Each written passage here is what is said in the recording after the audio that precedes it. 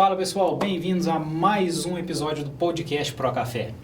Estamos aqui essa semana, graças a Deus, depois dos retornos das chuvas, para falar de um momento que todo mundo considera um momento mágico na cafeicultura, que é a florada. Então, mesmo depois de um estresse hídrico, de um ano complicado, quando vem a florada, ela renova o ânimo do produtor. Então, vamos aqui hoje falar desse fenômeno mágico que é a florada. Então, estou aqui com o Alisson novamente, com o Carlos Henrique, para conversar mais um pouco com vocês. É isso daí, né, pessoal? Agora, a florada, a chuva veio, após a chuva veio a florada, fica todo mundo muito mais contente, né? E hoje nós passamos a bola aqui pro nosso grande amigo Carlos Henrique, trabalha junto conosco lá na Fundação Pro Café, pesquisador da Embrapa, é totalmente a área dele e vai passar para a gente um tanto de teorias extremamente importantes para o cafeicultor, o nosso colega engenheiro agrônomo, técnico agrícola, tecnólogo, para todo mundo estar entendendo melhor a teoria da florada. Porque como a gente sempre diz lá na Fundação Pro Café, nós temos que encaixar a prática na teoria e não a teoria na prática. Meu nome é Carlos Henrique, eu sou pesquisador da Embrapa Café e trabalho aqui junto à Fundação Pro Café há 20 anos, praticamente desde 2002. Então, minha área de atuação é melhoramento genético, né, desenvolvimento de cultivares e a parte de fisiologia vegetal, fisiologia do cafeiro também. Excelente. Certo. Carlos, a gente veio agora com as chuvas em bom volume, uma chuva boa, uma chuva mansa, volumosa, mais espalhada. E aí a gente está vendo agora as floradas. Começa o Instagram de todo mundo com foto de florada, o pessoal agradecendo a chuva, agradecendo a florada, tudo muito bom. E começa também as preocupações. Por quê? Porque nós viemos num período com a seca muito acentuada, depois nós tivemos, então, temperatura muito alta, seguido de temperatura extremamente baixa no caso da geada, e o produtor fica, e aí, será que isso daqui vai diferenciar vegetativamente? Como que vai ser essa florada? Alguns lugares com as flores menores, né, com exposição do aparelho reprodutivo. Seu Carlos, para a gente começar esse nosso episódio falando da florada, teria como o senhor explicar um pouquinho para a gente o ciclo fenológico da planta? Ele é de 2 anos. O ciclo começou em setembro do ano anterior. 2020. 2020, exatamente. Começou em 2020, quando os ramos começaram a crescer. Veio um período de seca, depois começaram as chuvas, em setembro mais ou menos. Os ramos começaram a crescer. Quando chegou por volta de fevereiro, março, abril, esses ramos já haviam formado vários nós, e nesses nós começaram a se diferenciar as gemas que vão dar origem às flores, são as gemas florais. Mais ou menos fevereiro, março, abril, que o tecido ali, pertinho do pecíolo da folha, começa a se desenvolver e decide se ele vai formar flor ou não. Existem aquelas gemas. Então a gema começa a formar ali, e isso vem se desenvolvendo, né, começou do ano passado para cá, de setembro do ano passado, isso vem se desenvolvendo até chegar a formar o botão floral, e esse botão floral, ele agora abriu em florada. Quer dizer, esse ciclo demora 2 anos para que ele ocorra completamente.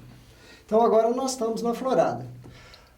Bem, essas gemas que abriram agora em flor, foi naquela época, no ano passado, em fevereiro do ano passado, que elas se diferenciaram e decidiram se elas iriam ser flores ou ramos. Então é possível que agora alguns ramos que não foram formados durante o crescimento do fruto, eles se formem agora. Isso é perfeitamente normal. Carlos, e explica pro pessoal a questão do café arábica, que às vezes o pessoal fica muito preocupado de ter abelha na lavoura, se não tiver abelha não vai ter uma fecundação não vai ter uma fecundação boa, que precisa... Explica para o pessoal essa questão. Que para ter a fecundação precisa abrir a flor. Explica tudo isso para o pessoal de uma forma científica. A flor do café é uma flor completa, ou seja, ela tem a parte feminina e a parte masculina. Tem estames, né, onde estão os grãos de pólen, e tem o estigma, que é a parte feminina. E ela, por ela ser completa, é uma flor hermafrodita, quando ela ainda fechada, já ocorre a fecundação. Mais ou menos 90% das flores, antes de abrir, já está fecundada. E só uns 10% que se abrem, né, para receber pólens de outras plantas, que é um mecanismo que o cafeeiro desenvolveu para aumentar a variabilidade genética e com isso ele tem mais opções para assim, se desenvolver. Na prática, a gente observa muito o seguinte, que às vezes o botão floral, quando ele está naquele estágio final de cotonete, naquele estágio 4, às vezes a chuva não foi suficiente e aquele botão seca. Sim. Grandão. Aí o produtor fala, nossa, secou tudo, não vai dar nada. E ainda tá alguma coisa satisfatória, porque o botão, mesmo secando, já ocorreu a fecundação e a gente ainda vai ter uma safra razoável, Sim. mesmo em uma situação de estresse. Isso pode acontecer de ser um pouquinho menor, né? Às vezes Sim. não é o esperado em situação normal. Esse ano, por exemplo, a gente tem observado nas lavouras muitas flores com desenvolvimento incompleto.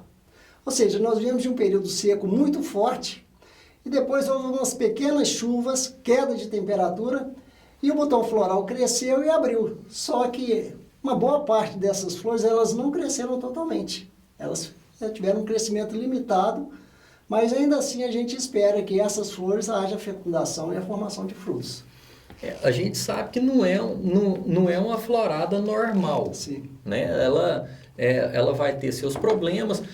Como nós já observamos o ocorrido para essa safra de 2021, que um grande problema que nós tivemos foi a grande quantidade de café de frutos moca. Sim. Né? O fruto moca é um fruto que vai dar um rendimento menor, porque aonde deveriam ter sido fecundadas as duas lojas, foi fecundada uma. Por isso que ele é redondinho. Sim. Né? Então, só houve a fecundação de uma loja. E por mais que este fruto moca seja mais pesadinho do que uma favinha, ele é menos pesado que as duas. Então, é uma queda de rendimento. E essas floradas anormais, elas tendem a gerar mais esse tipo de fruto, uma fecundação anormal. Ó, Sim, Alisson, é verdade. Carlos, no último episódio, né, a gente estava aqui, o Alisson e o Rodrigo, e a gente falou muito dos problemas climáticos. Então vamos lá, mesmo a gente sabendo que a florada ela foi um pouco prejudicada pelos efeitos climáticos, mas vamos olhar para a parte boa, que esse ano nós tivemos chuva mais cedo para uma pré-florada, digamos assim, para vir e depois durante agora um volume muito bom para fixação, para o pegamento dessa florada, né? Então isso por si só já é uma notícia muito boa perante a situação que a gente estava vivendo, né? Xande, eu acho que todos esses problemas da florada são insignificantes. Por quê que eu acho que eles são insignificantes? Porque a planta não precisa de muita flor para dar muito café. Exato. Depois tem aquele tanto de queda de chumbinho. Não precisa daquele floradão. Não precisa daquele floradão. Aquilo é bonito, aquele floradão é bonito para foto. Mas depois vai forrar o chão de chumbinho. E todo ano aquela pergunta, Alisson, o que eu faço agora? Aí eu falo, foliar de Super Bonder. Porque não tem o que fazer. A gente sabe que não tem. Não tem. Tudo que se faz para tentar segurar, nada segura. Aquela quantidade, a planta só consegue segurar o que ela dá conta. Mais que aquilo não vai. O que é o grande prejuízo? O grande prejuízo, ele aconteceu no tamanho da planta. Número de nós. Né? Número de nós. Nós estamos com plantas menores. Plantas menores. Porque a gente não teve chuva no... É uma florada boa, uma florada normal. Os problemas que estão dando na florada, isso daí é insignificante, porque vai cair muito chumbinho mesmo, de uma forma ou de outra. Mas é uma florada normal Em numa plantas planta pequenas. pequena. O que já por si só... Esse é o prejuízo. Uma florada normal numa planta pequena. O tamanho da planta, isso nada compensa. O Carlos Henrique fez um trabalho, quando eu entrei no Procafé em 2006, ele e o André. É verdade. Ele e o André Garcia fizeram um trabalho mostrando o que representava o fruto na planta. Era uma mãe de 60 quilos dando à luz a um filho de 70. A massa é exata, principalmente em plantas novas, o peso dos frutos chega a representar 70% do peso total da planta. Quer dizer, é uma carga muito grande, né? Então a planta, ela sente isso mesmo. É uma E ela coisa. vai se ajustar, alguns frutos vão cair naturalmente, para que ela possa Aí, chegar ao final com vida. Aí o pessoal fala assim, mas por que não segura essa? Não tem como segurar. A planta, a hora que você tira lá a raiz, ramo, tudo tal, a planta pesa lá 18 quilos. Uma planta inteira pesa 18 quilos. Aí quando você vai ver, ela deu 15 litros de café. 15 litros de café pesa 13 quilos. A planta ela inteira tem 18 quilos e gerou 13. Assim, um exemplo só que eu tô, Mas né? é isso mesmo. É isso mesmo. Senhor Carlos, o que o senhor fala pra gente da desfolha, que as plantas que estão vindo um pouco mais desfolhadas, mais sentidas, e inclusive quando se tem esse ramo, né, nascendo, que o pessoal fica com, nossa, vai virar tudo folha, vai virar tudo ramo, mas ao longo do tempo isso daí vira ramo produtivo. Então, o que você tem para falar disso pra gente? Para o pegamento de florada, né, para formação dos frutos, alguns fatores são mais importantes. O primeiro é o estado da planta, o estado fisiológico da planta. Como é que ela está, né? Se ela está bem, se ela tem um vigor vegetativo bem, quer dizer, plantas que vêm com vigor vegetativo bem. Bom, e tem uma boa área foliar, a florada, o pegamento vai ser alto. Por quê? Uma flor necessita de cerca de 5 centímetros quadrados de área foliar para fornecer ali o que ela precisa de alimento orgânico, né? Através da fotossíntese e tal. Então a área foliar é muito importante. Essas plantas que estão com poucas folhas, infelizmente o pegamento vai ser menor. Sim. Porque embora tenha alguma reserva no tronco e nos ramos, essa reserva não vai ser suficiente para alimentar todas aquelas flores. Então, o pegamento vai ser menor. Será que a gente vai ver isso logo depois? Não, porque o chumbinho não cai. O chumbinho fica aquela cabecinha de alfinete, ela fica ali. Só quando começar a fase de expansão rápida, que esse ano deve ser no início de dezembro, que vai começar a crescer os frutos, que aí a gente vai ver que alguns não vão crescer direito, né? E pode ser até que alguns, até os chumbinhos, mudem até de cor. Antes disso, a gente possa perceber. Mas, importante, Carlos, não sei se você vai lembrar, lá em 2008 aproximadamente, nós fizemos um trabalho para verificar isso e nós desfolhamos uma planta. sim. Mas uma planta sadia. Então, quando você fala o estado da planta é importantíssimo. Porque às vezes nós fizemos a desfolha da planta para ver o pegamento. Aí, quando eu falei pro Carlos, vai Carlos, a planta em 2 semanas ela enfolhou inteirinha de novo. Porque o estado dela estava bom.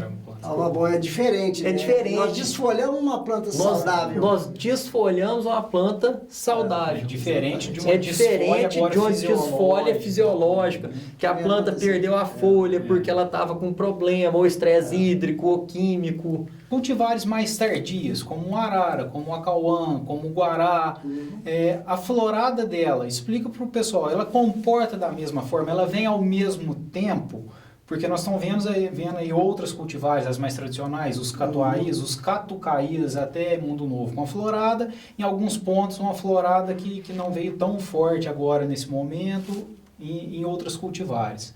Ela pode atrasar, ela não pode atrasar, como que ela funciona? É um pouco diferente. Existem 2 fatores que levam uma cultivar a ser mais precoce, ou seja, amadurecer os frutos um pouco mais cedo que as outras.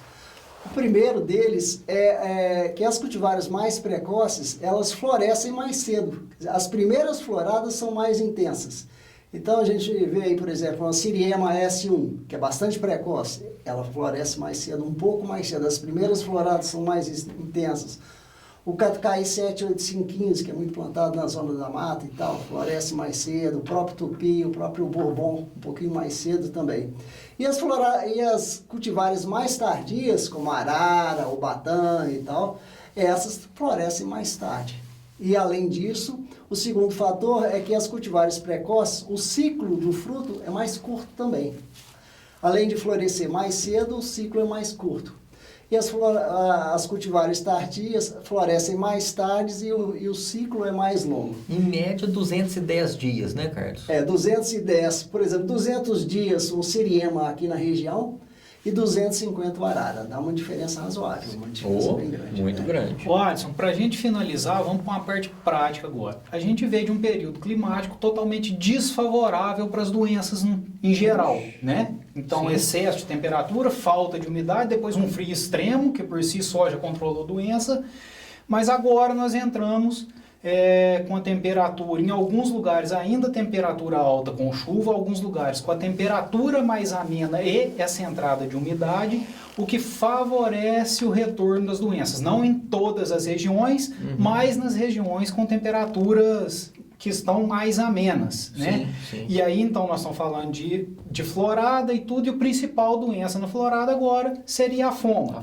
E a foma a gente sabe que além da ligação dela, né, a relação total com temperatura, com clima, temperatura e umidade, ainda tem o fator nutricional, onde as pessoas queriam agora, semana passada, quando pensou em começar a chover, já queria chegar adubando pesado, fazendo primeira adubação forte, com doses altas, com pico de nitrogênio no meio da florada, achando que isso ia fazer recuperar, mas sem atentar que a gente ainda tem uma quantidade de nutriente que ainda não foi aproveitada nesse solo. Sim. Teria como, para finalizar, você dar uma passada nisso para a gente, fazer um favor? A temperatura foi totalmente desfavorável. Umidade relativa do ar super baixa. Quando entrou ali fevereiro, março, parou de chover, o inverno foi praticamente sem chuva. Quando chegou julho, uma temperatura extremamente baixa que veio até a ocasionar geada. Isso daí, esses dois fatores diminuíram muito o inóculo de foma, o inóculo de todas as doenças, diminuiu a multiplicação de praga, tudo. Quando terminou esse frio extremo, nós entramos para um período de seca extrema. Então, como agosto a temperatura foi muito alta, acima da média, setembro também com temperatura muito alta, acima da média, o que eu falei para o pessoal? Todo mundo que me perguntava? Pré-florada, desnecessário. Tá?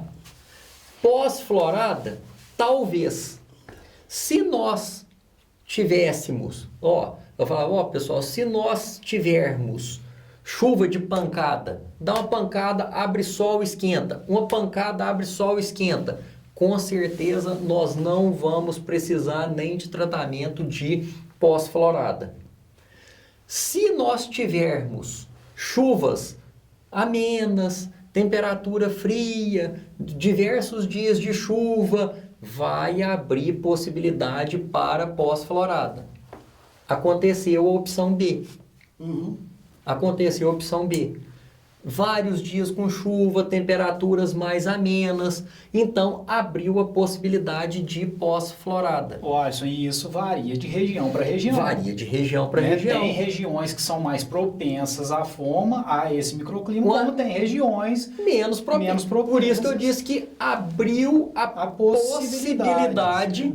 E isso quem vai falar para o produtor é o agrônomo dele, o dele que vai ver a necessidade dele, da situação. Não é nós aqui no podcast que vamos falar, todo mundo pós-florada. Não. Ninguém pós-florada. Não.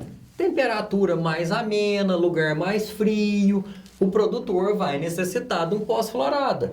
Lugar mais quente, que tiver aí dando temperatura, a mínima não está caindo de 20 graus, sem pós-florada. Né? Importante também, gente, falar o seguinte, que o próprio tratamento cúprico agora junto com nutrição, Já ajuda bem. já ajuda bem, já é um fungistático. É. Quando nós entrarmos logo agora, final de outubro, começo de novembro, com os tratamentos aí de preventivo de ferrugem, cercosporiose, com triazol, estubirulina, já é um pós-florada, tá? Então, assim, de qualquer forma, isso daí já vai ser feito.